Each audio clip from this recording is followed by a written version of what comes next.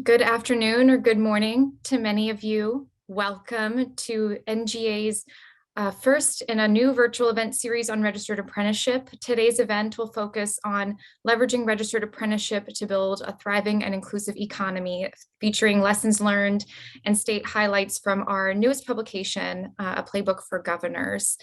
We're really excited to be launching this event series, in this moment when really in America, we're at a turning point with our economy, with our labor market and workforce shortages across a number of sectors of the economy.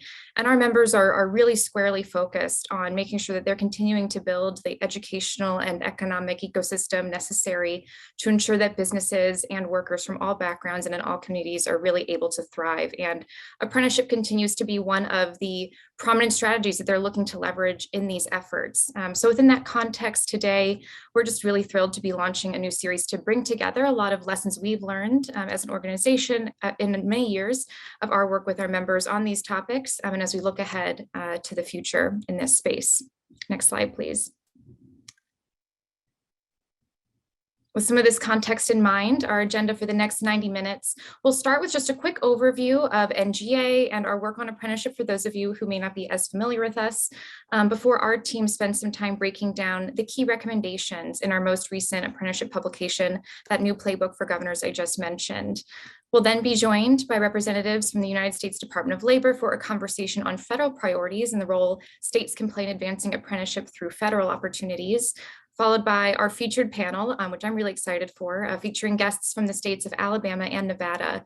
These are two states that have been engaged with us across a number of efforts around apprenticeship and work-based learning more broadly, and have really been innovating and leading in this space. So we're certainly excited to learn from them later today. Before we part for the day, we'll follow up with some next steps and some additional resources for those of you interested in other events in this series and other resources yet to come from NGA. Next slide, please. So again, for those of you not too familiar with NGA, up to this point, the National Governors Association is the nation's bipartisan membership organization representing governors of our 55 states and territories. The NGA Center for Best Practices, where the teams presenting this meeting today are located, is the only research and consulting firm that's dedicated to directly serving governors and their executive branch leaders across a range of policy issues. Next slide, please. We provide support to governors and executive leaders through a number of opportunities, from customized technical assistance to customized research and published reports to multi-state consortia and peer learning opportunities so that states can really be sharing best practices directly with one another. We do this across a number of program areas, from cybersecurity to energy to healthcare. And as you see bolded on this list, we also have programs in post-secondary education, as well as workforce development and economic policy. These two program areas, as you can imagine, have a lot to collaborate on, especially right now. And apprenticeship is one of those topics that we are fortunate to be collaborating across programs together. For those of you who don't know me, I realized I did not start with my own introduction. I'm Rachel Stevens. I'm the Program Director for Workforce Development and Economic Policy. And I've really enjoyed working with colleagues on our post-secondary team to bring this event to you all today. And you'll get to hear from some of them a little bit later on. Next slide, please. So I mentioned that this event comes at a time when we're really bringing together a lot of lessons learned across bodies of work that NGA has undertaken with our members over the last several years. As I mentioned, apprenticeship has for many years really been a priority area for governors. Right now, governors are focused on addressing one of the biggest challenges that's dominating a lot of our headlines, the fact that there are 10 million open jobs and only around 6 million people or so actively looking to fill those jobs, many of whom may not have the skills necessary to fill the jobs that are open. At the same time, we also recognize there have been recent historic investments made by the federal government that will continue to advance and expand opportunities for apprenticeship, to open up access to great jobs for more Americans, and to help employers fill their talent needs. So while there's no real silver bullet for addressing some of these bigger challenges, we know that for many years, governors and policymakers across the country have recognized registered apprenticeship as one proven model for addressing many of these challenges. Following several learning trips several years ago, the groups of governors took to leading countries such as Switzerland and the UK, as well as to leading states like South Carolina, who'd been leading an apprenticeship for many years. We recognized an opportunity to help our members learn from experts and from one another as they worked to advance apprenticeship into new and emerging fields, and to make sure that it was an opportunity available to a more diverse range of people in the workforce. So over a period of a few years, we developed several major initiatives, all of which are outlined here on the screen. I'll spend a few minutes talking about these projects and how they've informed where we are today. But first, I would love to introduce a video of remarks from one of NGA's partners and supporters of 3 of the 4 initiatives here on your screen. In a moment, we'll watch some remarks from David Etzweiler, who is the Chief Executive Officer of the Siemens Foundation. The Siemens Foundation's mission is really centered around igniting and sustaining today's STEM workforce and tomorrow's scientists and engineers. Under David's leadership, the foundation has increasingly focused its STEM efforts on what they kind of refer to as the middle skill workforce development needs in the United States in STEM fields. And that includes these partnerships they've had with NGA and a few of the initiatives that have informed today's discussion. So David, I will virtually introduce David Etzweiler to share a little bit more with us about that work through his video. Well, greetings, everyone. I'm David Etzweiler. I'm the CEO of the Siemens Foundation, the corporate foundation of Siemens USA. Let me begin today by thanking you for your leadership in fulfilling America's most basic promise, the promise that if you work hard and set goals, that you should be able to provide for yourself, for your family, and your community. Like you, the Siemens Foundation is committed to advancing workforce training and to racial, economic, and social justice for all. The Siemens Foundation and the National Governors Association Center for Best Practices have a long-running successful partnership that is laser-focused on state solutions to improve people's lives through high-quality education and training. The registered apprenticeship model, of course, sits at the heart of several projects that Siemens and NGA have undertaken the last several years. Through the American Apprenticeship Initiative, Siemens was proud to support NGA in providing technical assistance to more than 45 grantees across the nation in the United States Department of Labor's American Apprenticeship Initiative from 2016 to 2021. Through this initiative, more than 2,000 new apprenticeship programs were initiated and more than 24,000 apprentices were registered, and valuable lessons on developing high-quality registered apprenticeships and expanding them into new industries and to more diverse populations were documented and shared. And we all know how critical it is to provide America's youth with access to accessible, affordable pathways in these trying times. That's why I'm proud that through the Partnership to Advance Youth Apprenticeship, we, alongside our group of national partners, have supported more than 50 place-based partnerships that administer youth apprenticeship programs and issued principles for high-quality youth apprenticeship that have been adopted by federal and state policymakers alike. And of course, the Policy Academy on Scaling Work-Based Learning. Throughout the last nearly 7 years, NGA and Siemens have engaged almost half of the country's states and territories in their efforts to scale work-based learning programs.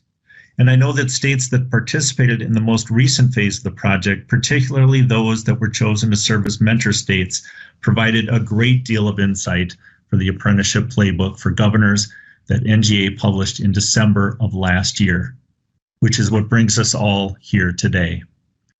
The apprenticeship playbook published by NGA at the end of last year brings lessons learned and bold steps taken together into one playbook that offers ways governors specifically can use their role to scale programs by setting a vision, developing efficient governance structures, and engaging the stakeholders that will be necessary for success.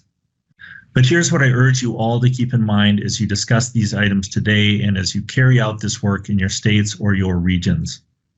The true measure of your success should be centered around how effectively you are reaching and serving those who would benefit most from this proven pathway that allows individuals to earn a wage while they learn and grow in their careers. I hope you will all continue to think of us at the Siemens Foundation as partners as you execute these critical efforts. You can be sure that Siemens will be there alongside you as you work to ensure that every youth and adult, regardless of race, gender, ability, educational attainment, or socioeconomic status can use apprenticeship and work-based learning opportunities as a path to a self-sustaining and fulfilling career. Thank you. Thank you so much, David. Again, I know he's not here with us. Really wanted to be, but very happy we were able to hear some of his thoughts and reflections on this body of work and its importance to advancing equity in the workforce. A fourth and final initiative I'll just briefly highlight before we dive more into that playbook David just spoke about is the Expanding Community College Apprenticeships initiative. The NGA Center has been thrilled to serve as a national partner during this 3-year initiative, which was funded by the United States Department of Labor and was led by our friends at the American Association of Community Colleges. It's been a pleasure to elevate great work of the community college systems and individual colleges involved in this effort, which span across 33 states and territories. NGA Center staff in our post-secondary education program have authored policy briefs on how state policy interventions like tuition waivers and tax incentives have helped spur growth in apprenticeship programs, including in the types of institutions that are part of this initiative. And I know that we have another one coming soon on the ways governors and community colleges can work together to put apprenticeship at the heart of state efforts to carry out the transportation projects that are already underway and many more that are coming as part of the bipartisan infrastructure law. Our post-secondary team will be really excited to share that with you all soon. And this initiative will also be the focus of the second event in this series we're launching here today. So we'll share a little bit more at the end today, so you all can be sure to tune in for that event as well. We're going to continue to be building on this body of work as we support our members in their efforts to leverage and align new opportunities for apprenticeship, including those provided under the infrastructure package and other current or pending federal legislation. And in their efforts to do so in a way that really supports workforce equity, access to better jobs, a stronger talent, training, recruitment, and retention strategies for employers across America. It was really to that end that we took lessons learned and spoke directly with experts and leaders in states and institutions across the country to develop the playbook for governors on how they can leverage registered apprenticeship to really and truly build a thriving and inclusive economy now and well into the future. So today's event from here on out is really going to focus on the themes in that new playbook and what states have been doing kind of to really realize those recommendations and how they can continue to partner with their federal partners to do so as well. So to turn to the focus of the day, we're going to start with one more recording for you all. We have some brief taped remarks from Nevada Governor Steve Sisolak. Nevada is one of the mentor states in the Policy Academy of Work-Based Learning that David just mentioned. And we also have leaders from Nevada here on our panel later today as well. Hello, everyone. This is Governor Steve Sisolak from the great state of Nevada. First and foremost, I would like to thank NGA for inviting me to say a few words and for their continued support of the governors and apprenticeship programs throughout our nation. Here in Nevada, we recognize that apprenticeships provide a critical talent pipeline that can train and build up our workforce to address our nation's pressing issues. That's why Nevada was thrilled to serve as a mentor state for the last 2 years of NGA's Policy Academy on scaling work-based learning. I know our team has thoroughly enjoyed the opportunity to share how we have grown our work-based learning programs here in Nevada, and apprenticeships is, of course, at the center of these efforts. As we come out of the pandemic and focus on building back better, we need to do even more to create these kinds of careers for Nevadans. That's why I'm committed to expanding and continuing programs already in place in the Silver State. I'm grateful for NGA's support in these efforts. In Nevada, we've used scaling apprenticeship programs as one of our key strategies to developing a more diverse workforce.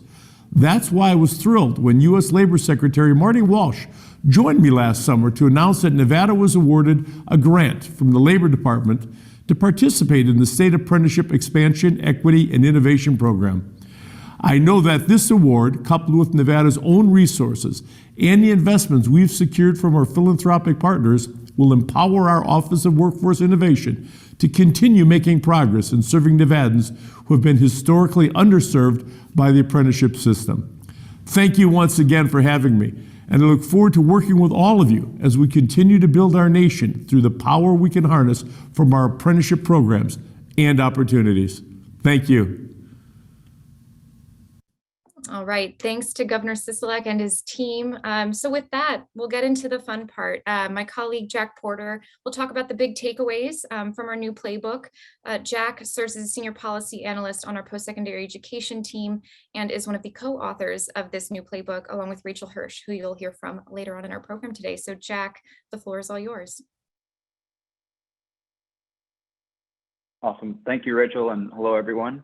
As Rachel said, my name is Jack Porter, and I'm a senior policy analyst with the NGA Center, where I work mostly on higher education and workforce development policy issues. We're very glad that you all are here today to discuss the role that governors play in the apprenticeship space. And we're thrilled to see that, again, so many of our members of both parties are continuing to lift up the apprenticeship model as an economic development strategy.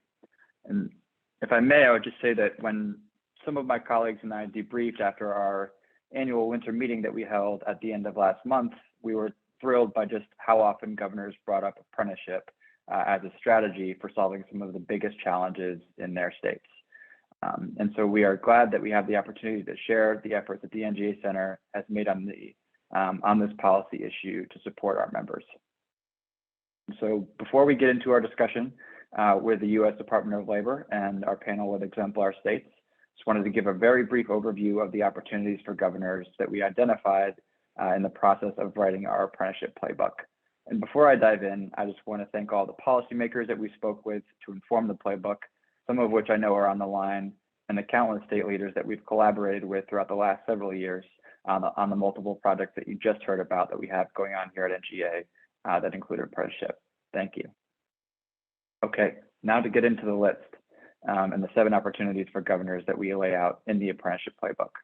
First, we have setting a clear statewide vision for the role that apprenticeship and youth apprenticeship will play in meeting 21st century workforce needs and expanding access to career opportunities. As we say in the playbook, setting a clear agenda and outlining a strategy for the state to achieve its goals is key for apprenticeship, just like it is for every other policy priority. But in particular, we see governors setting and communicating their vision for apprenticeship as a key undertaking for improving town pipelines into a wide range of modern industries, alongside the more traditionally apprentice trades and sectors, and providing better learning and employment opportunities to more diverse residents.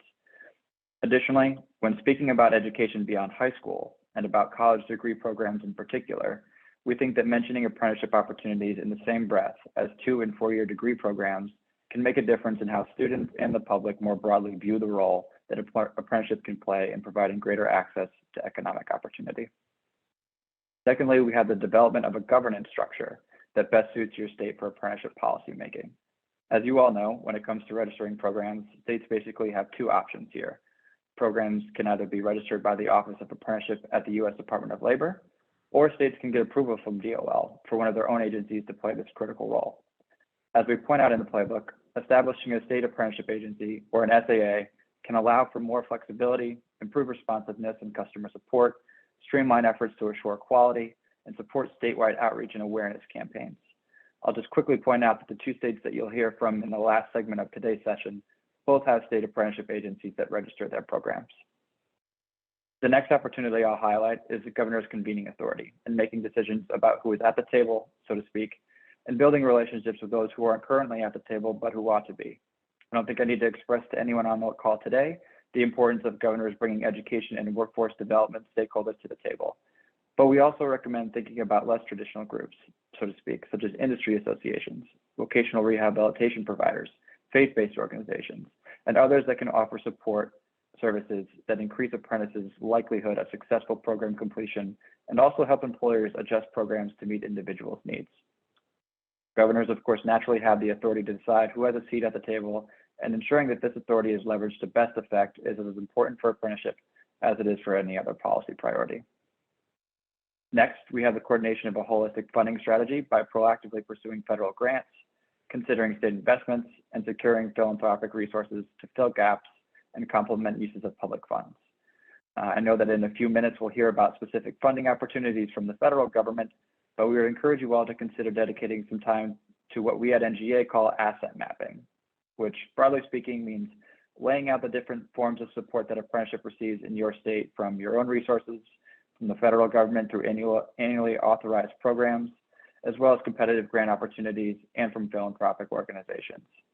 And from an access and affordability standpoint, we know that several states, under leadership from both parties, offer apprentices tuition waivers, while many others offer tax incentives for employers to participate in apprenticeship.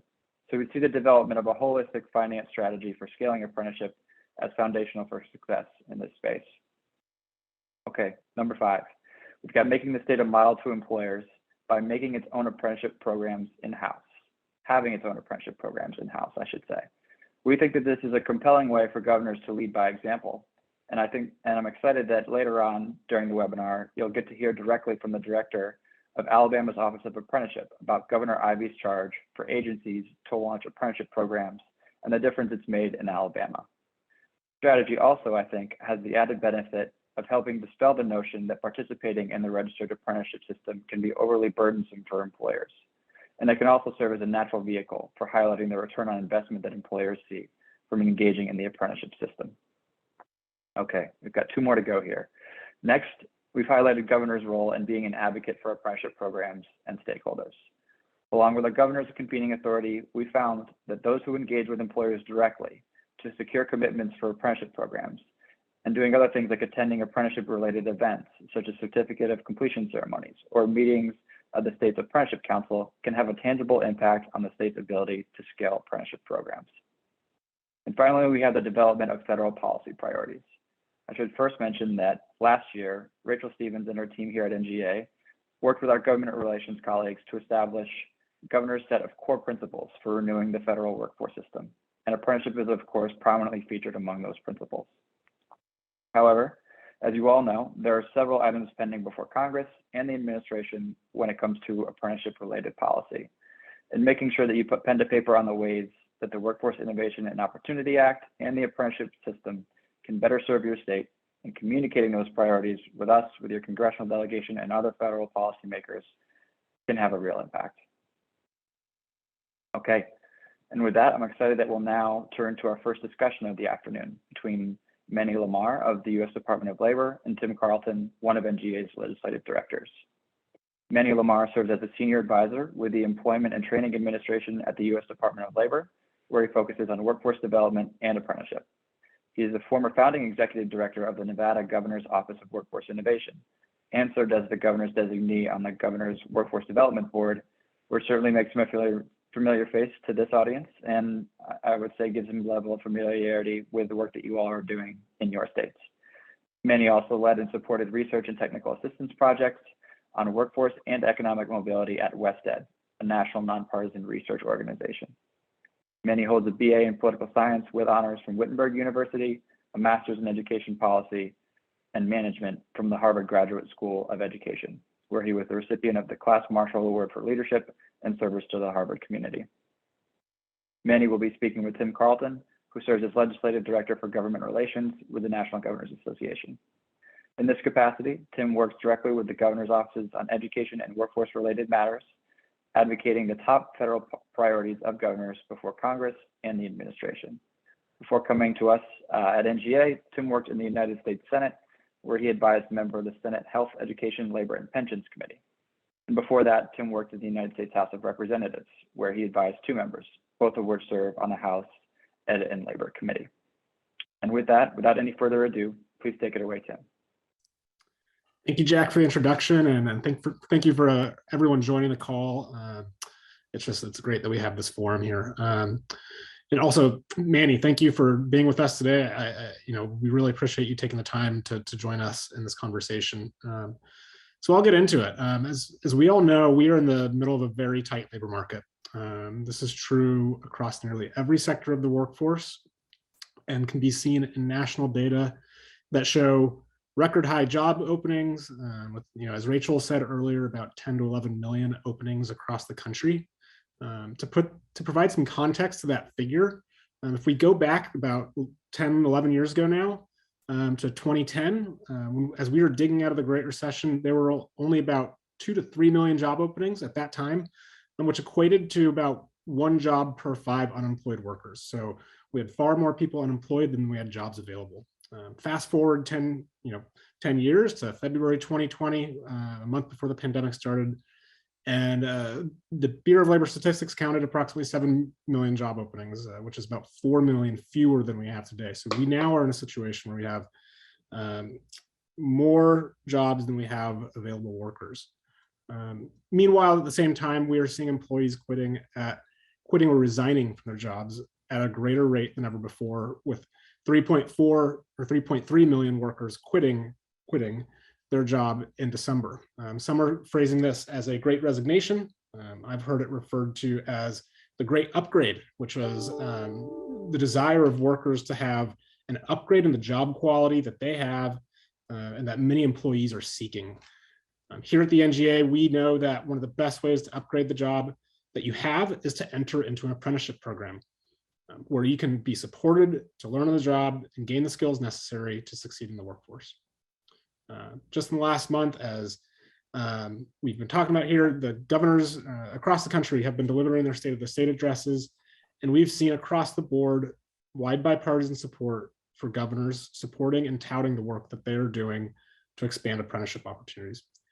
So Manny, with that, as we think about the current job market, we think about the rapid recovery we've had since March and April of 2020, what role does DOL's Employment Training Administration see apprenticeships playing in addressing some of these employment challenges that we're seeing here in 2022? Thank you, Tim. Well, first, I want to say it's a pleasure to be here and taking part of this conversation on behalf of ETA and the Department of Labor. I actually recall my engagement with NGA when I served in the governor's office, and I've always appreciated NGA's great collaboration, quite frankly. Now, to your question on the role that ETA sees apprenticeships playing in addressing some of these employment challenges, we know that registered apprenticeship is a critical and proven industry-driven training strategy. Registered apprenticeship is a great model because of obviously it allows apprentices to earn while they learn, attain relevant skills and credentials, and set them on pathways to not just jobs, but well-paying careers. So with that in mind, I would say that there are three themes that are at the heart of the Biden-Harris administration and ETA's aim to rebuild a new economy and guide the Department of Labor strategy to scale registered apprenticeships. So those themes are equity, a focus on job quality, and doubling down on proving workforce models as we continue to align our systems. So in terms of equity, it's really ensuring we build an economy that is more inclusive and doesn't leave anyone behind. We also want to be intentional and ensure that people of color, Native Americans, individuals with disabilities, veterans, and low-income workers and job seekers can access apprenticeships. So in fact, in your opening remarks on the number of people leaving their jobs, so I throw in a third term in terms of the, which is we see as a great reassessment or great upgrade or the great upgrade. And that's because the data shows trends does not cut evenly across our economy. So high quit rates are actually concentrated in industries with low wages, high exposure to COVID-19, and workers who are disproportionately women, people of color, and immigrants. So this really leads ETA to fund apprenticeship programs that supports equity to good paying jobs with fair wages and good benefits. Another, and that second consistent theme is job quality. We also see that a great number of people transitioning within the labor force are workers pursuing higher wages, better jobs, and greater work flexibility. So we want to orient our investments around supporting and growing good jobs in critical industry sectors. So this administration is committed to making sure that all of our other goals to rebuild America, including combating climate change and making infrastructure investments in roads, bridges, broadband, care, economy, clean energy, and more, are opportunities to create good jobs in the communities that need them the most. And then the final theme is just doubling down on proving strategies as we align systems. So this means we need to modernize and align our workforce systems. This also means investing in strategies we know that works. And of course, registered apprenticeship is at the heart of that. Thanks, man. That's great. Especially want to echo that aligning systems. We heard a lot about that at our winter meeting here just a couple of weeks ago. Next question. ETA has been very busy in its efforts to support apprenticeship opportunities, as you alluded to, and recently announced the appointment of a 29-member advisory committee that was recently was reinstated here. This is the Advisory Committee on Apprenticeships. What is this advisory committee charged with doing, and how can states and governors keep up to speed on what's going on with the committee? Absolutely. Thank you. So the Advisory Committee on Apprenticeship, ACA for short, is a committee of diverse members, including a balanced representation of employers, labor organizations, and members of the public. The ACA, it provides advice, essentially it provides advice and recommendation to the Secretary of Labor on ways to better utilize apprenticeships. This include 3 strategic areas, and they are expansion, modernization, and diversification of apprenticeship. That's the first one. The second one is around expansion of apprenticeships in new industries such as cybersecurity, healthcare, IT, and more. And then the third one is equitable access for workers to participate and excel in apprenticeship programs. So there are also a number of subcommittees and working groups working on important priorities, such as the subcommittee working on apprenticeship pathways for pre and youth apprenticeships, and a host of other subcommittees as well. There's a subcommittee on DEIA, on diversity, modernization. There's a ton of, there's several subcommittees. So they've been sharing really great insights for the Secretary and the Department to consider as we continue to elevate apprenticeships and expand apprenticeships. So to the other part of your question, I would say the best way for states to keep up with the committee's deliberations are to go on apprenticeship.gov and visit the ACA webpage. There you'll find information on the membership, prior and upcoming meetings, and a host of related resources that are really great, great resources that the Office of Apprenticeships, OA, within ETA manages and constantly shares out. I attended the last meeting. That was really substantive and meaningful discussions and topics that I think states would find beneficial, quite frankly, and I'd encourage states to have a staff attend these meetings. Great, Manny.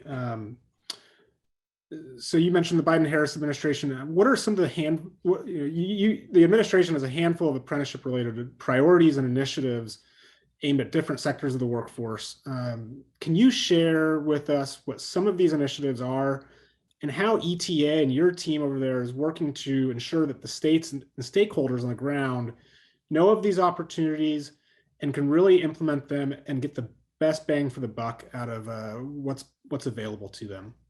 Absolutely, certainly. So ETA is they're leading on so many different apprenticeship-related initiatives aimed at different sectors of the workforce. That is hard to synthesize them all, so we could kind of be here all day. So I'll be respectful of the time and just share only a few of them. So some key examples. So ETA partnered with the Women's Bureau to launch the Women in Apprenticeship and Non-Traditional Occupations grant program to fund community-based organizations to develop apprenticeship opportunities or other non-traditional skills training programs for women. Grantees will also provide supportive services to improve the retention of women in these fields. Additionally, ETA recently awarded more than $99 million in state apprenticeship expansion equity and innovation grants to bolster states' efforts to expand programming and inclusive recruitment strategies to attract a diverse workforce. So these grants are also aimed to develop partnerships with new industries and non-traditional occupations and focus on including underrepresented populations.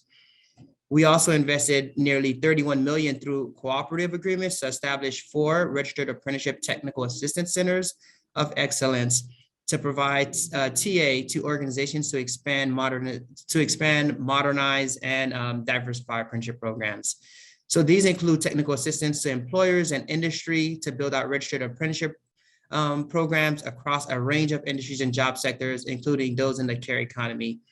So those centers will also work across public and private sector partners to expand opportunities in registered apprenticeships for women, youth, people of color, rural communities, justice-involved individuals, and people with disabilities. And finally, to support high school youth apprenticeships program, DOL is continuing to build out a strategy to expand high-quality youth apprenticeship programs. Youth apprenticeship is a key element to in WIOA youth programs, as well as other youth programs like Youth Build, our reentry programs, and Job Corps. So to the second part around how states can and stakeholders can stay abreast or connect on these issues, I'll list a few concrete examples. First, if your state was a recipient of any of those grants, connect with those grantees to better follow their approaches and get engaged. A second one, make sure you're also connecting to your state apprenticeship agencies or state representatives. Some other ways to stay engaged is to connect with your regional administrators within your states overseeing workforce issues. So ETA has 6 regional administrators that oversees a group of states. So connecting with your regional administrators, that will also help you stay abreast of developments and work going on. And if that's not enough, they can also visit the apprenticeship.gov website, which has a lot more details on many of the pieces I mentioned. You can also stay abreast of DOL grants through a new dol.gov/grants page. And I believe the link is shared in the chat as well. And of course, they can always reach out to ETA if there's ideas to strengthen federal, state, and local partnerships, as we're always seeking to better strengthen those partnerships. So I hope that helps. Yeah, that's great. And I know we may have an opportunity to send out other links to those on the call on the webinar if you have direct links. So we're happy to do that as well. If you can't see the chat, if you're on a call, we will be sure to send those out later today or this week. Last question, Manny. What role does ETA believe or see governors playing in making sure that supporting apprenticeship opportunities for workers and employees in their states is something that they can do? You know, we've heard from Governor Sisolak. I believe later in the segment, we're going to hear from Governor Ivey. We know that this has been a topic for many governors. So what can they do to really amplify this and continue to support apprenticeship opportunities in their states? Absolutely, that's a great question. Thank you, Tim. So there are a number of roles that governors can play in making sure they're supporting apprenticeship opportunities for workers and employers in their states. And coincidentally, I would say a few of my key recommendations were actually highlighted in the NGA paper on leveraging apprenticeships. In particular, the recommendation on setting a clear statewide vision on apprenticeships. The other one was using governors to convene using their convening authority to bring stakeholders together and making sure the state is a model to support employers. Those truly resonated with me. For example, maybe your state is looking at ways to get more young people engaged. In that instance, it will be important to convene employers, labor, education, and local workforce boards to identify the skills, opportunities, and even the potential challenges to moving your vision forward. You'll want to include WIOA youth programs, as well as other programs like Youth Build, ETAs, reentry programs, and Job War. Governors really have that unique ability to set a strong vision and convene the right people at the table. As someone who advised and worked in the governor's office, those particular recommendations resonated deeply. And those were examples that I know and I've seen that works. So governors can convene stakeholders formally and informally. That's the last thing I'll say. They can do so formally by being intentional, doing their processes of developing, whether it's their WIOA state plans, your Perkins plan, your ESSA plan, and your SEDS, your economic development plans, right? Those are 4 different formal plans that governors can be really strategic about convening the right stakeholders and making sure there's a cross collaboration and that their vision is incorporated within those plans. Of course, they can look at it informally through regional or statewide conferences, meetings and conversations. I know when we're in the governor's office, the NGA Conference of Work-Based Learning that we engaged in was a tremendous opportunity, and it actually led to concrete relationships, partnerships when the NGA Conference on Work-Based Learning, this was a few years back. But by bringing stakeholders together, you better understand pain points, but more importantly, you'll have more buy-in on whatever vision or solution that is put forth. So that's the final thing I'll say. And thank you so much for the opportunity to engage. And ETA always welcomes that connection and engagement.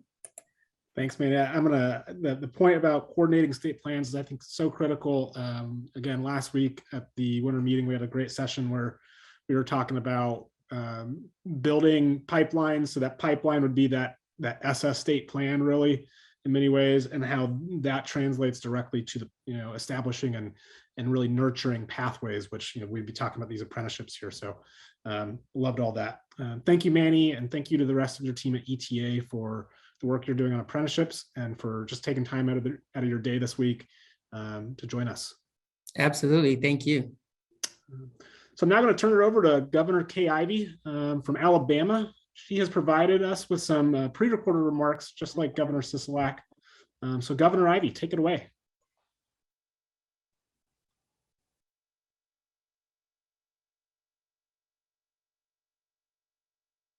Despite the disruption stemming from the COVID-19 pandemic, Alabama is blessed with a low unemployment rate and a rapidly growing economy. As governor, I'm working in collaboration with business, industry, education, and training providers to develop a talent system that will help meet the demand for our growing economy, as well as help every Alabamian to enter an in-demand career pathway that leads to self-sufficiency. We discovered long before the pandemic that work-based learning works for Alabama. Registered apprenticeship is the hallmark of work-based learning, and we are using registered apprenticeship as a strategy for training Alabamians to enter good-paying jobs in our state just as fast as we are growing them. In Alabama, we know that we can't pay our way out of a skills gap. We must train our way out of a skills gap. In 2019, I worked with the Alabama legislature to establish the Alabama Office of Apprenticeship to ensure that registered apprenticeships work at the speed of business, not at the speed of government. In March 2020, the Alabama Office of Apprenticeship was approved by the U.S. Department of Labor as the first new state apprenticeship agency in over 20 years. Over the past year, this office has developed innovative models of apprenticeship in early childhood education. It even made history by establishing the nation's first master's level registered apprenticeship at an HBCU in partnership with Alabama A&M University. Upon my request, Alabama was granted a federal waiver to allow in-school youth aged 16 to 24 who are participating in a pre-apprenticeship or a youth apprenticeship program to access WIOA individual training accounts, therefore supporting the required technical instruction component of youth apprenticeship. I was also proud to sign legislation into law in 2019 that removed legal barriers that were preventing 16 and 17-year-olds from completing apprenticeship programs and occupations that offer them. This legislation also helped to make our state's occupational licensing policies apprenticeship friendly. To assist employers who wish to hire youth apprentices, we also bolstered the Apprenticeship Alabama tax credit with a $500 enhancement for hiring in-school youth apprentices. I was proud that we sought and received an amendment to our state's Every Student Succeeds Act just last month that allows students who completed in-school youth apprenticeship to receive a college and career readiness indicator. As of 2021, there are 418 registered apprenticeship employer sponsors who are employing over 3,000 active registered apprentices in Alabama. I want to thank the National Governors Association for their long-term partnership with the state of Alabama to expand all forms of work-based learning, especially registered apprenticeships. Let's continue to build on our momentum.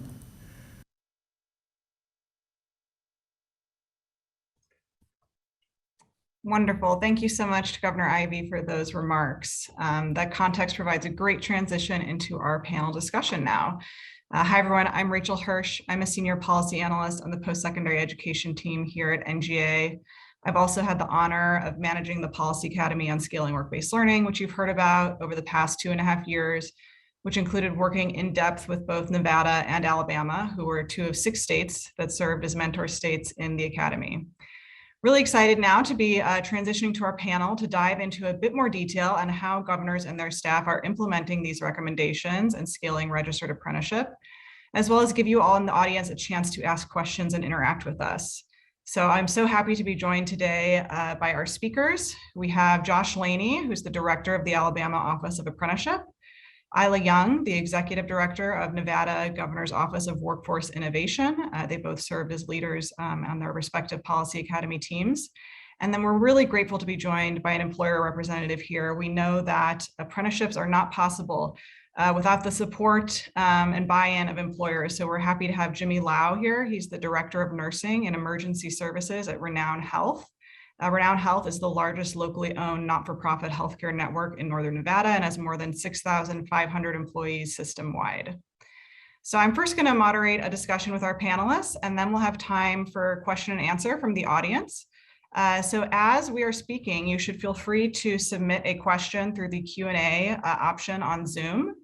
And I will review those in a little bit, and we can get some interaction going with our panelists at that time. So to kick it off, Josh, I'm going to go to you first, since we just heard from Governor Ivey. She referenced numerous initiatives, policy changes, et cetera, that have helped scale registered apprenticeship in your state. Would just love to hear from your perspective. How has buy-in from Governor Ivey helped bolster your efforts? Thank you, Rachel. Buy-in from Governor Ivey hasn't helped bolster our efforts. Buy-in from Governor Ivey created our efforts. My office didn't exist until August of 2019, when Governor Ivey saw the need to create a state apprenticeship agency to take more direct ownership in Alabama for the expansion of registered apprenticeship. We had been stagnant and not using the tools that were available to us as far as apprenticeship went. And she recognized that we needed to use every tool available and expand the opportunities for our workforce in the state. We have very low unemployment, as she said, and even managed to rebound very quickly after the worst of the pandemic had passed to, again, record low unemployments. But that still results in a tight labor market. So our employers are seeking, everybody they can find that has the skills. And it just gives me, great hope when I hear her constantly, repeating that you can't pay your way out of a skills gap. You have to train your way out of a skills gap. That's what an apprenticeship does. It provides those employers with the opportunity to create their own pipeline of skilled workers. I was looking down the list of the 7 bullets that Jack has in the paper, and we've got a check by every one of them. Now, we're not all the way there in any of them, but we have a check by every one of those, and those are all initiatives that the governor has put forward. Mostly with the starting point being the creation of a state apprenticeship agency. And I just wanted to also mention the earlier conversation about the ACA. We're very proud to see that the ACA was reestablished, that advisory council was reestablished, and does also include direct representation from the National Association of State and Territorial Apprenticeship Directors. I have to make sure, NASTAD, it's a long one. But the president of that association, Todd Birch, is on the ACA. So he brings a direct voice from the state directors like me that are all over the state and all over the country to that conversation. Awesome. Yes. And I believe I saw Todd in our audience. So shout out to you, Todd. I'm sure you should. Isla, similar question to you. What about apprenticeship, in your view, got Governor Sisolak's attention and support? And how has his buy-in helped your efforts to scale apprenticeship in Nevada? Thank you, Rachel, and thank you for the opportunity to participate today. Governor Sisolak has been such a huge proponent of apprenticeship programming and work-based learning in our state, and really understands what a crucial piece that plays in our ability to develop and continue growing our workforce in the state. So the nice thing in our state is our traditional apprenticeship programs have been, of course, moving and having such an impact for many, many years. So he already understood the power of apprenticeship programs.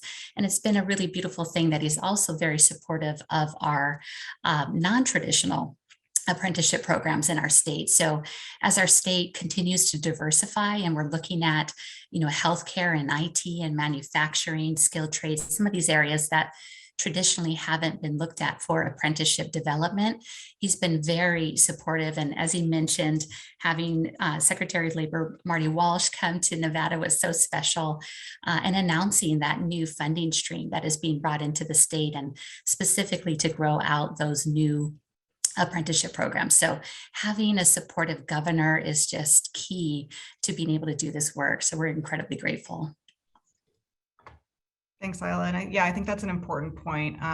We hear there's a lot of momentum about expanding apprenticeship into other occupations and industries, but certainly having a figurehead continue to hammer home that point is really helpful. Josh, we heard a couple of times now how Alabama fairly recently became a state apprenticeship agency. And we know that several other states are either actively pursuing going this route or interested in pursuing this route. Can you talk a little bit about why being an SAA for short has been right for Alabama? For us, it just gives us ownership in our own, taking ownership of our own destiny as it relates to apprenticeship. The Department of Labor, give them full credit. They were doing the best they could, but they aren't embedded in the state and embedded in the state agencies at the same way that a state apprenticeship agency can be.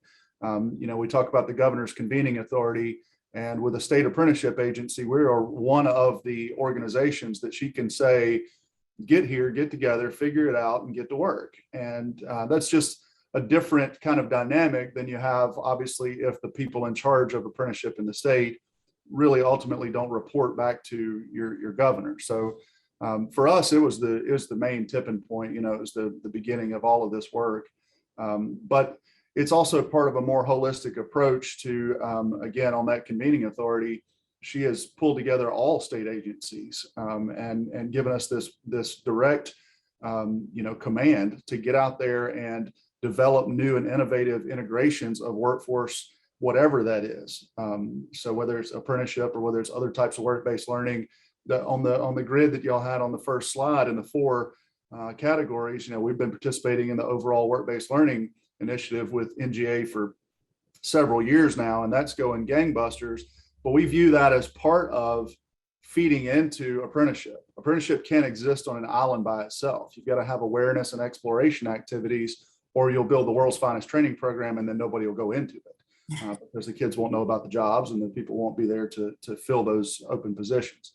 So, it's all part of that. And as far as like the community colleges, we have 24 community colleges, I believe, in the state, and at least 17 or 18 of them are already sponsors of registered apprenticeships now. And we'll be, probably by the end of this calendar year, I expect we'll have every one of them will be hosting at least one registered apprenticeship. So as part of that, it's an integrated approach, and it just, without having an SAA, the management of the apprenticeships was off on an island, a little bit disconnected from the authority of the governor. And so now it's much more under their control. Thank you. Wouldn't be surprised if we get a few more questions about that, but thanks so much. I'm going to turn to Jimmy now, our employer on the panel. Jimmy, can you give us just a general kind of overview about the apprenticeship model that you all have implemented recently? What was the impetus for it? How's it going? And specifically, how has the state helped you in these efforts? Good morning, everyone, and thank you for having me here on this panel.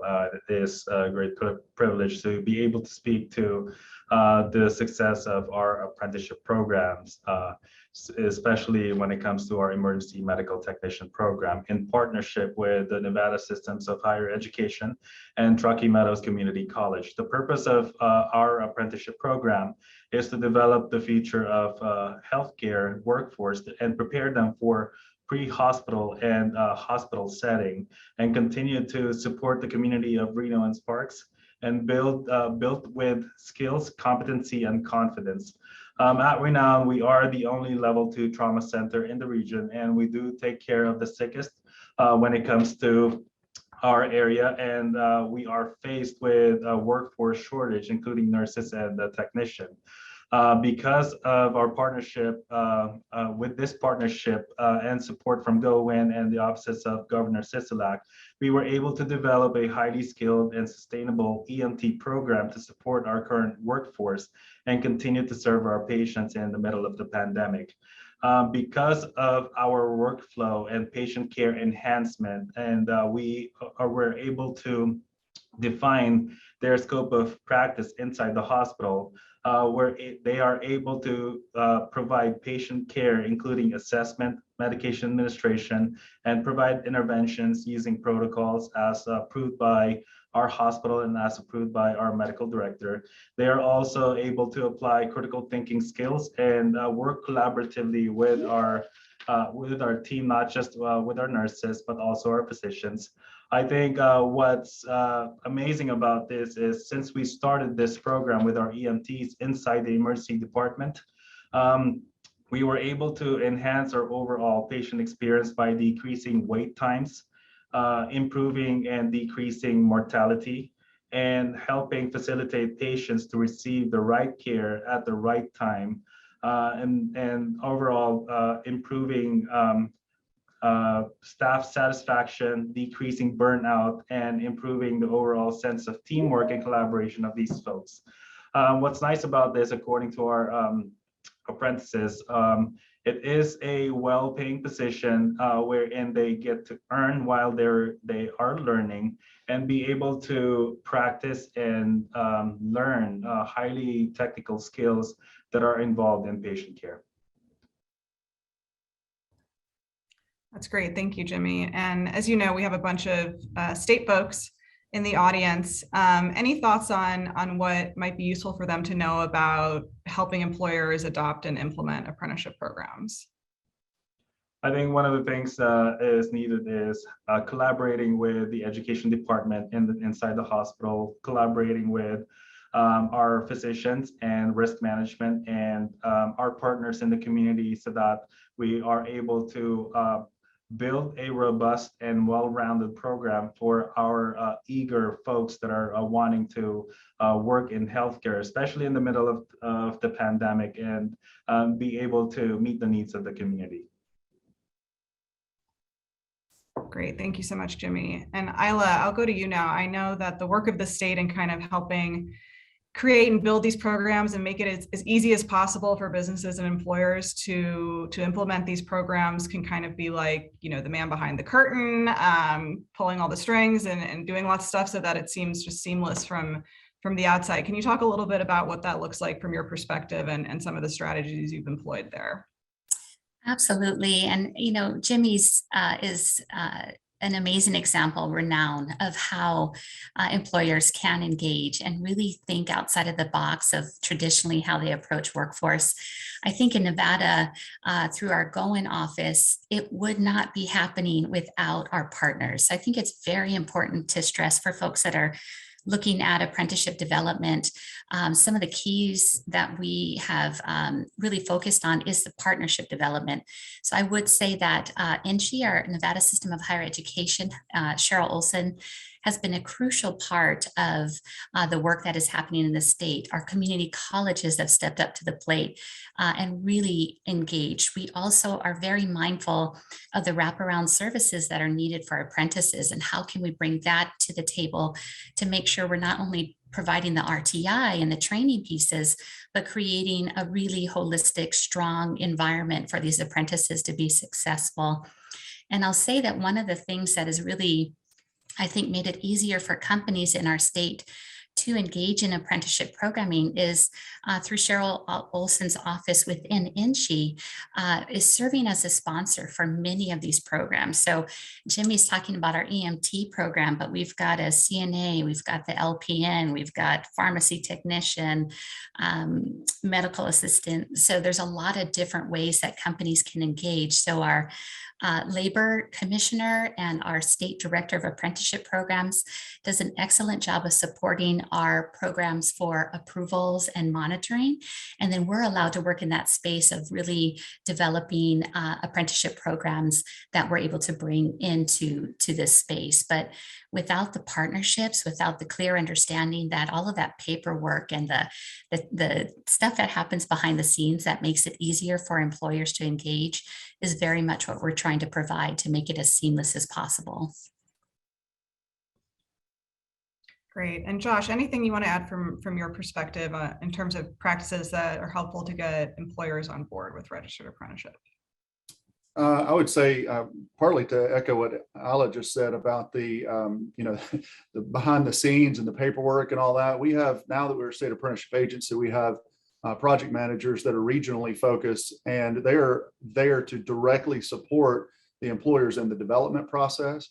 One of the things that we heard on the very first kind of surveys and information gathering that we were doing was that employers were scared of the paperwork associated with doing all of this. So my project managers, it's almost tax season time, right? So everybody knows TurboTax and HR, block tax, all that. What mine are live versions of that. The project managers are going to just ask you the questions, get the information that they need. We'll take care of all of that paperwork and stuff on the back. you won't even see that stuff until it's ready for you to review and approve. That's been very helpful and well received by employers who have previously tried to, somebody hands you a blank stack of apprenticeship standards and tells you to fill it out and send it back, you might as well just stop. It's not going to happen. So that kind of direct support. And then the other thing I would say is, thinking about the holistic funding strategy bullet of that, and doing an asset map and being able to figure out, well, what are the gaps? What are the employers struggling to meet? Now, we don't shy away from telling our employers that a registered apprenticeship is the employer's investment in their people. And you don't get an investment, a return on investment you don't make. I don't get dividends on Apple stock that I didn't buy. So the employer is expected to make some type of investment. But as a state, there are things we can do to help them offset that cost. And whether that's through direct incentivization, using federal grants sometimes for OJL reimbursements, or whether it's just simplifying the process so they didn't have somebody spend 100 man hours doing HR work to figure it all out. All of those things come out in the wash to help lighten the load for employers to create and kind of try out apprenticeships. Because that's really what we're talking about here, especially as we venture out into other areas that haven't traditionally done apprenticeships. This is something new and totally different for them. And we've got to give them a reason to take a gamble on it, so to speak, and to try it out. So we try to combine both an ease of process and any kind of way we can to help them get a faster or more clear understanding of their return on investment so that employers get over that initial fear to set up a new program. Great. And speaking of employers investing in apprenticeships, as we heard, Governor Ivey kind of issued a call to action for state agencies in Alabama to consider implementing their own registered apprenticeship programs, which has happened at least with the Department of Early Childhood Education. Can you tell us in a little more detail about that process? Sure. We think of this in the as an example with chefs, right? There's two chefs. There's a fat chef and a skinny chef. Whose food are you going to eat? You're going to eat the fat chef's cooking because he eats his own food. So if we're going to go out as a state and tell employers that we think this is a great idea, then we ought to be doing the same thing ourselves. So the Department of Early Childhood, Alabama has a first-class, world-class pre-K program that is just widely known as being one of the best in the nation, but it suffers from the same troubles that other pre-K programs come up with, and that's just finding the skilled workers to get into those classrooms.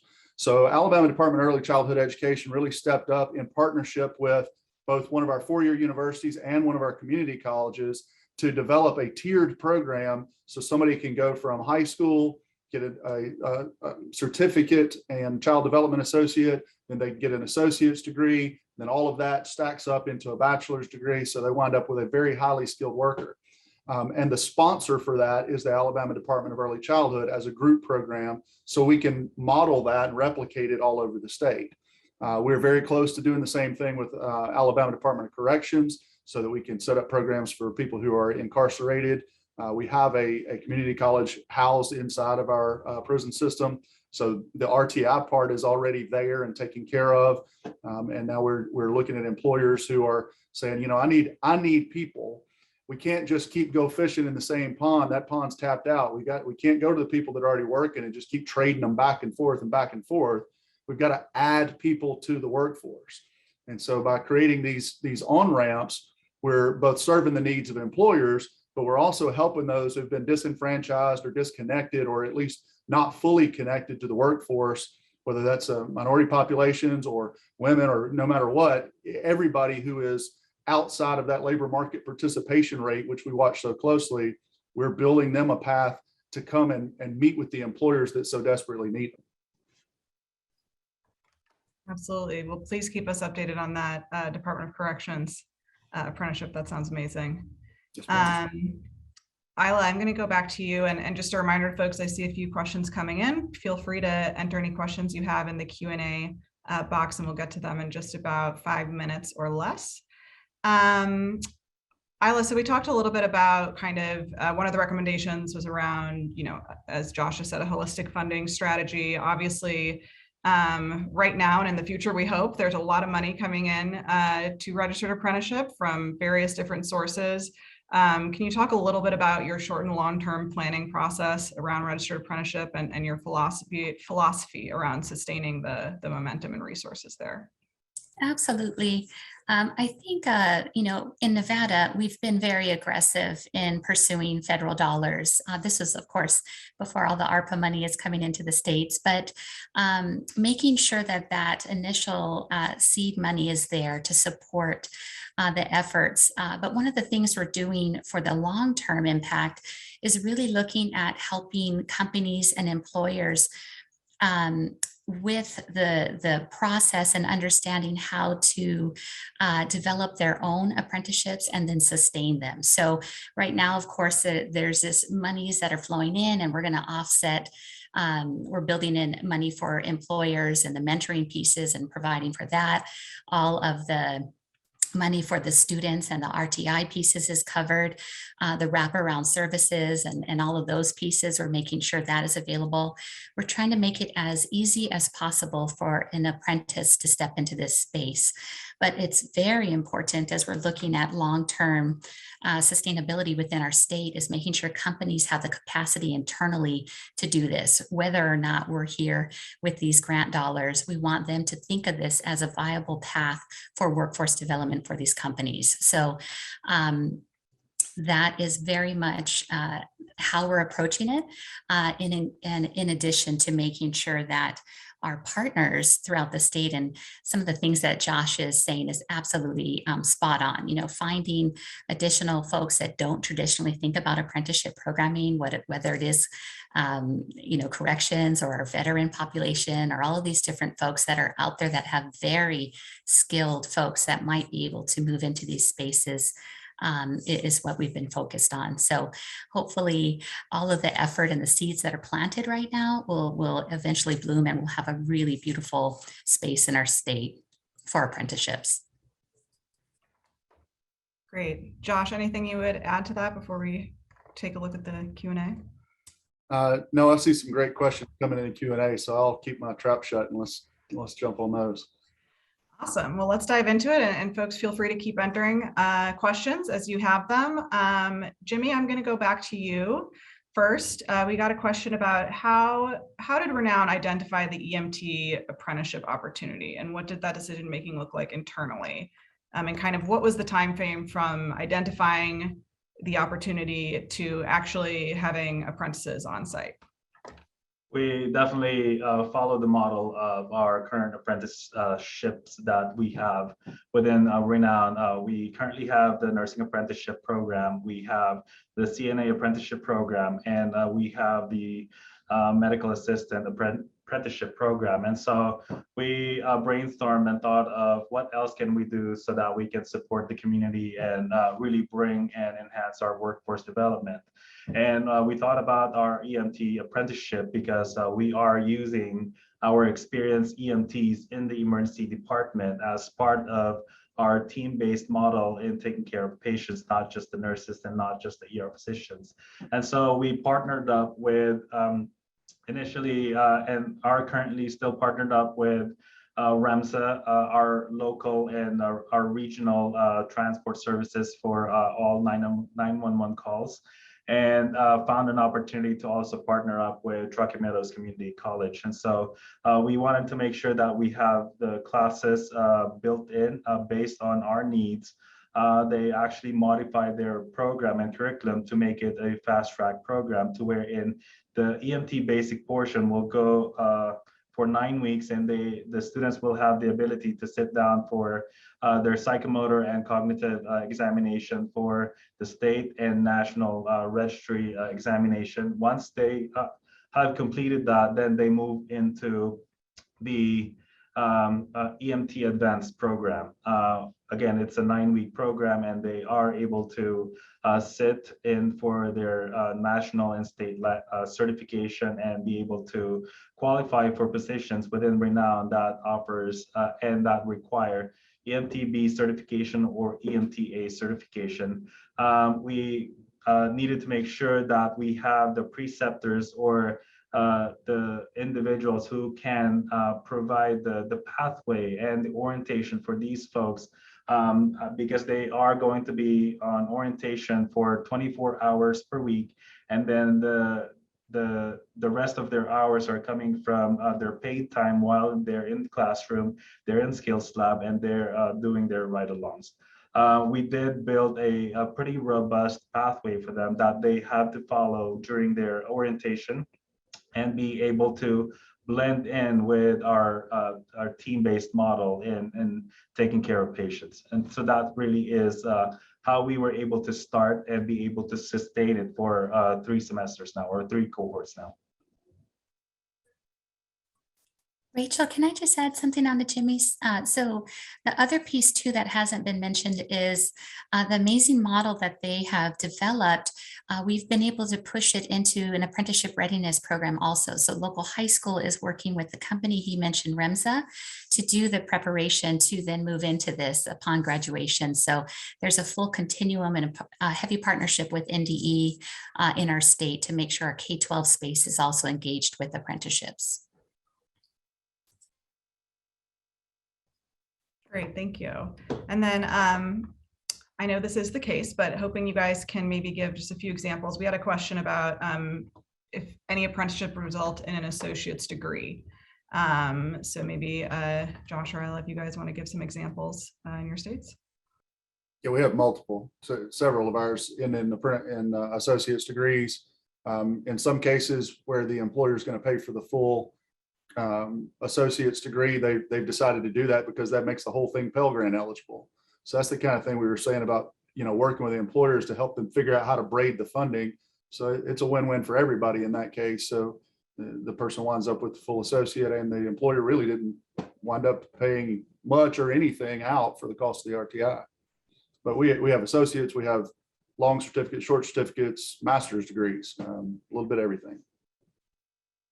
What's nice about our EMT apprenticeship program is some of the credits that they are acquiring while they're going through the program do apply to college credits. And so they are receiving college credits while they're going through this program. And our nursing apprenticeship program do yield about an associate's degree, and depending on the school, it can yield into a bachelor's degree. Great, thank you guys. We also got a follow-up question for Isla and Josh, diving a bit deeper into better engaging underserved populations.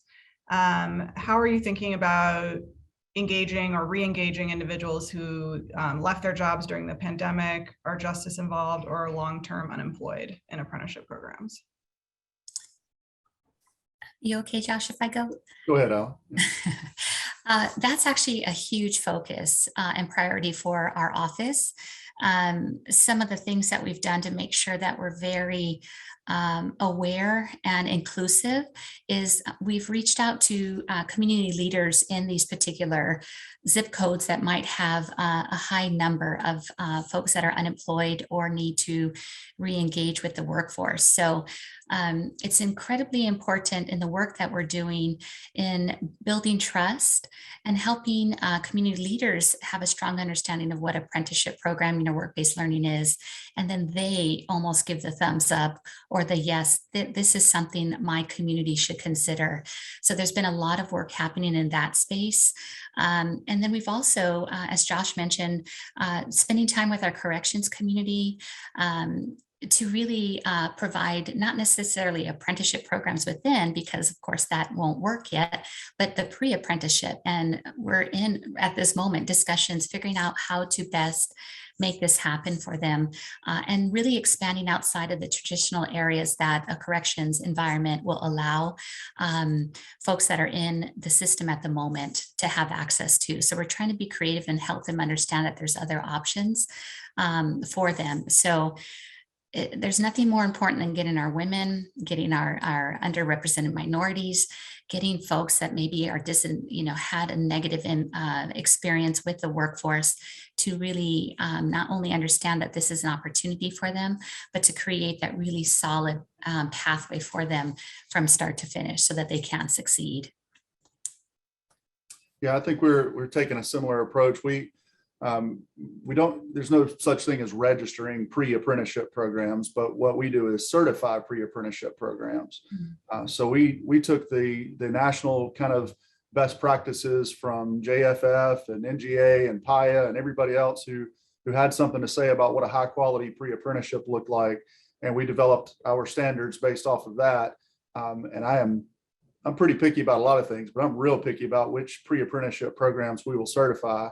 It has to lead into a registered apprenticeship. There has to be an MOU between that the pre-A and at least one registered apprenticeship so that somebody gets guaranteed credit of some kind. And the very first one that we certified was with one of our community colleges adult ed program. And that adult ed program was serving a lot of people who were justice involved, and they were coming out and needed an opportunity so that they didn't go right back into their old paths. That community college worked with the local district attorneys and judges and got it set up so if those people went into that certified pre-apprenticeship program, their fines, fees, that kind of stuff that they owed the court would be either paused until they were fully employed or in some cases completely forgiven if they completed that program. So, it was just a real incentive for them to go in, get the training. And then, of course, it's directly connected to an RA. So they went right into a well-paying, career, not just job, but something that they could grow in and stay in for a long time. So our pre-apprenticeship programs, I think, are a big part of opening that up. And then just yesterday, we were hearing about, we invested heavily and continue to invest heavily in the competency-based apprenticeship programs. And we did a significant amount of work on the front end. That's one just caution I would give anybody who's thinking about, oh, we want to be an SAA or we want to try this. You can do that, and you can just have your legislature pass that thing, and you can get your standards done, and you can be an SAA, real fast. But it took us probably a solid 2 years of laying the groundwork with all of our state agencies and everybody kind of coming to understand just what is an apprenticeship and what does that even mean and what are we going to do, and common definitions that, that'll bore you to death, but you got to do some of that language establishing up front. But once we did that, now we're working on those certified pre-apprenticeships pretty heavily, and taking a lot of focus on helping our existing registered apprenticeship programs do better jobs of recruiting. I heard one say, "Oh, we do word of mouth recruiting, and we stay pretty full." Their apprenticeship program stays pretty full, but they're doing word of mouth recruiting, and every single person that gets into that program looks like the person that recruited them, because that's the only kind of recruiting they're doing. And they're not quite catching that if you want to diversify your workforce, you got to do more than that. So we're helping them build out plans, to get that done. That's great. Yes. And I will call out, Josh, the certifying pre-apprenticeships. That's another kind of emerging trend we're seeing, just to make sure that those opportunities are really high quality and attached to a registered apprenticeship. Josh, you kind of started going this way, so I'm gonna push it further. First of all, who would think that creating definitions is boring? I don't know. Yeah. Truly fun. But once you have those definitions in place, Isla, again, to both of you, how do you go about then kind of educating the workforce, people, students, parents, older workers about pre and registered apprenticeship opportunities? It takes a long-term, sustained, multifaceted effort. And I know that sounds like a cop-out of an answer, but it's not. It really, we have to directly engage in very basic ways. We go to our state Career Tech Directors Association conference, and we present to them, and we hand out materials, and we work with the state Department of Education to get all of the work-based learning instructors in the K-12 world using the same common language. We work with our Alabama Commission on Higher Education, which is our four-year university group. We work with them to get the universities to start using that common language. And less and less, we hear people using the words incorrectly, but apprenticeship is a very fun word. And so people like to call lots of things apprenticeship programs that aren't. They may have some of the characteristics, but they're definitely not registered, and they may be missing some of the key components. So it's a slow grind, honestly, but you just keep doing it, and you put the information out, We have, both hard copy, website, all that kind of stuff. And then, and that's the harder group, because the employers that we're talking to, they don't have a preconceived set of definitions most of the time. If you tell them apprenticeship, you have to tell them what it means. Or if you tell them pre-apprenticeship, you have to tell them what that means. And that's honestly usually easier because they're starting with a blank slate. But if we go work with our partners at the career centers in the Department of Labor, the one-stop centers, well, they have been using the term OJT for a long time to mean a very specific funded program, where we've been more generically using OJT talking about apprenticeship. So we actually met them halfway and we started talking about apprenticeship with OJL so that they were able to distinguish, that program you do, OJT, the part of apprenticeship over here, OJL. I'd actually mirror what Josh said, except insert Nevada, partnerships with all these different folks. And I'd say though, the biggest thing when you're talking about apprenticeships, creating that and educating, I would say diving into the K-12 space. So we've got our employers and we're really helping them understand what an apprenticeship really is and means. And then we've got our folks that we're, of course, trying to get into these programs. But if we can start younger, if we can start in the K-12 space, and what Josh said with the work-based learning coordinators, we too in Nevada have them throughout our state. So we spend time with them to make sure they understand the broader work-based learning continuum and what students might consider participating in. But that apprenticeship, that golden standard of apprenticeships, and then creating spaces where these students are traveling through, super important. But I'll say that creating awareness with the families is even more important, because many don't understand that they are setting their young person up, their sweet child, for a career. It is not about a job, as Josh mentioned earlier. It's about getting them into a viable career path that pays really well, that will eventually allow them to be debt-free and working in a really meaningful job, or career. So getting those families engaged so that they support from home is very important. And harder. Yes. The families part is harder because there's no one big meeting I can go to and talk to all of the families. I can go talk to all the work-based learning coordinators a couple of times a year at specific places, or go around to their schools, but there's a whole lot more families, and obviously they're a lot more dispersed and harder to get to. It's tough. Great. So I have a quick question we got in about definitions. And then I have two questions that were kind of about specific industry occupations. So are your definitions in statute? And if so, is there any conflict with other apprenticeship definitions and other statutes that you have to work with, or no problems there? Ours are in statute. If you want to go check them out, there's a work-based learning handbook on our Alabama apprenticeship webpage, alapprentice.org. And we intentionally called that a work-based learning handbook because it includes all of the definitions, everything from job shadowing all the way up through registered apprenticeship. And no, we didn't have any real conflicts because those terms had not really been used in Alabama. It just been totally underutilized for us. So it wasn't like we were jumping into the middle of a busy project. It was not there mostly. And we too have definitions. And actually it was important with our educating space, our educators, because they looked at it also a little differently. So making sure we're all on the same page around what these different definitions mean was done even before I was around. So it is an important piece, though, for your state to understand and make sure everyone is on the same page. Great. And then the two kind of questions we got about specific industries. We got one about healthcare apprenticeships. If anyone's had success in apprenticing occupations where the education providers are held to national accreditation standards, like for example, LPN in Washington, nursing programs are held to pass rates for the licensing exam. Kind of specific, but not sure if anyone has thoughts there. I was picking Jimmy's brain the first time we got on the call about this exact topic, but we did, our Alabama Board of Nursing had to create, we passed legislation that allowed them to create a nurse apprentice license.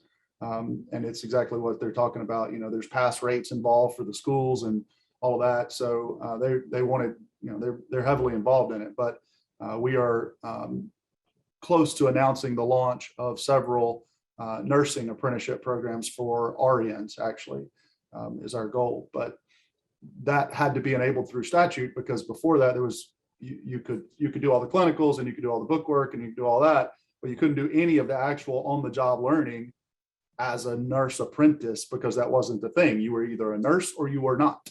So it took some, and that was, again, one of those places where the governor's office was able to help intervene and get that legislation passed that allowed the nursing board to create that license.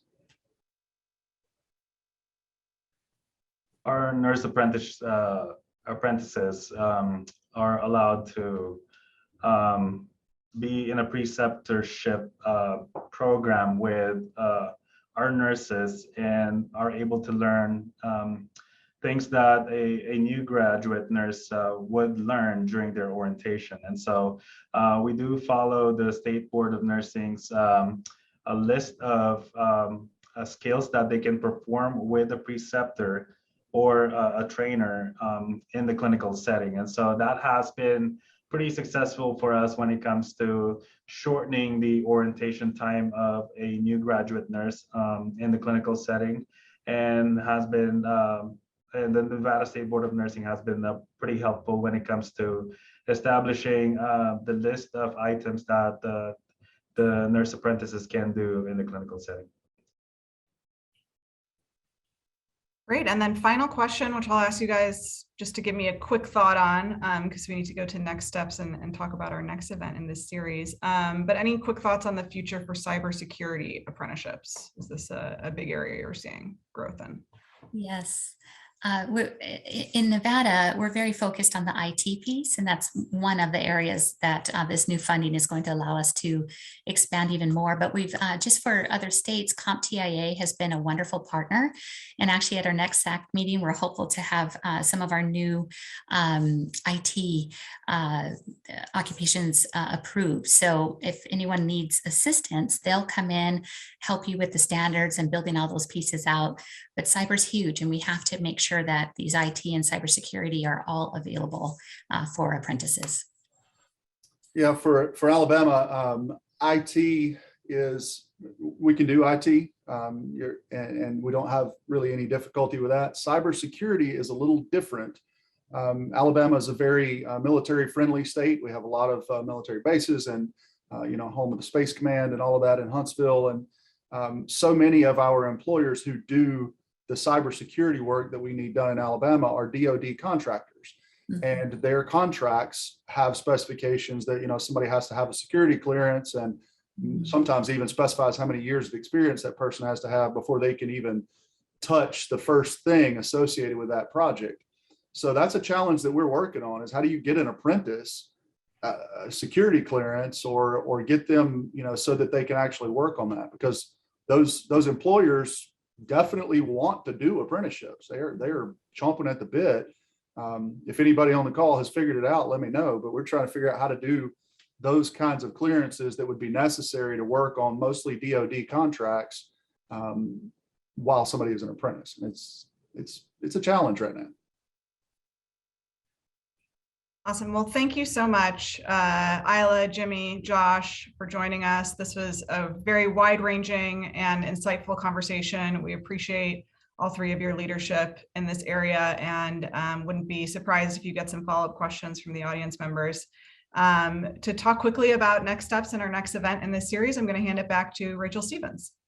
Awesome. Thanks so much, Rachel. Thanks for moderating that wonderful discussion. And thanks again, Isla, Josh, Jimmy.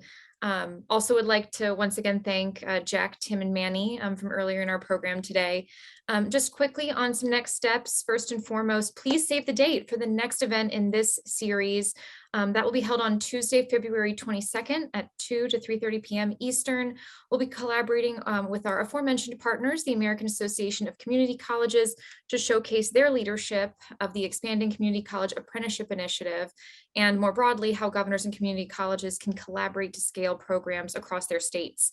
One of my colleagues, I think, just dropped a link into the chat box. It'll take you right to our registration page. So our team definitely hopes to see you there. In addition, as I mentioned earlier, we will have a few new resources and other events in this series rolling out soon. So please keep an eye out for future events on youth apprenticeship and some additional resources from the PIA initiative that I spoke about earlier as well. And with that, thank you all again for this wonderful event and joining us in this important conversation today. We look forward to seeing you next time. Have a great rest of your day.